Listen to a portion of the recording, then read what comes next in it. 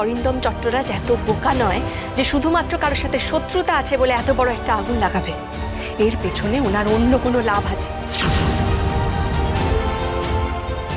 আর তুমি তুমি বোকার মতো নিজেকে দোষী মনে করে নিজের জীবন নিয়ে খেলছো। বাবাকে বলছো তোমায় নিয়ে না ভাবতে, আমায় বলছো পড়াশোনা করে চাকরি করে নিজের জীবনে সুখে থাকতে। কি করে থাকবো বলতে পারো? তুমি আমাদের শান্তি না দিলে, সুখ না দিলে আমরা কি করে সুখে জীবনটা কাটাবো মিস্টার মাথাগুড়ো? বলো। আমি অশান্তি দিই? আমার জন্য তোমার জীবনের শান্তিভঙ্গ হচ্ছে পূজা? তোমার পড়াশোনা, তোমার চাকরি, তাতে আমি বাধা দিয়েছি? নাকি তুমি লজ্জা পাচ্ছ? কোনটা?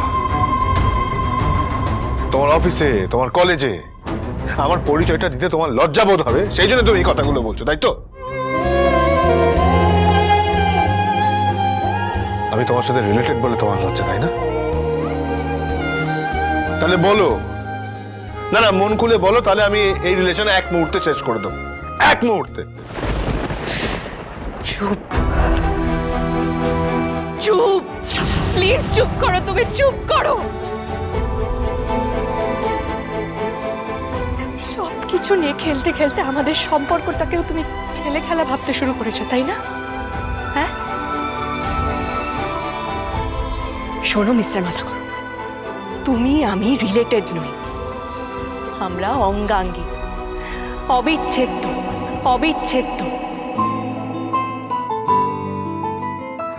অগ্নি সাক্ষী রেখে 7 পাক ঘুরে 7 জন্মের যে বন্ধনে আমরা জড়িয়েছি, তাকে তুমি তোমার ওই বক্সিং এর পাঞ্চ দিয়ে এত সহজে ভেঙে ফেলতে পারবে না।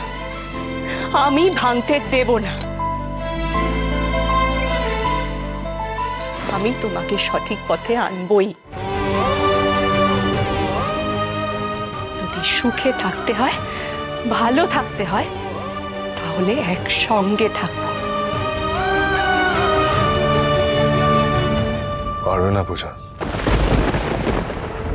আমার জীবন ঠিক করা অসম্ভব। আর যদি পারি? আবার চ্যালেঞ্জ করছো? চ্যালেঞ্জ নয়, একজন স্ত্রীর পণ।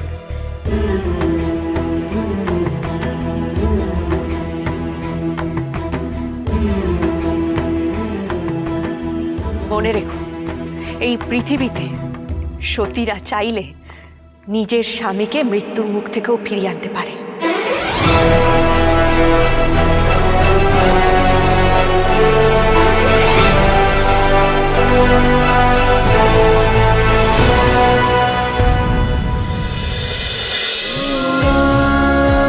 উড়ান সোম থেকে রবি প্রতিদিন রাত 8টায় স্টার জলসায় ও ডিজনি প্লাস হটস্টারে।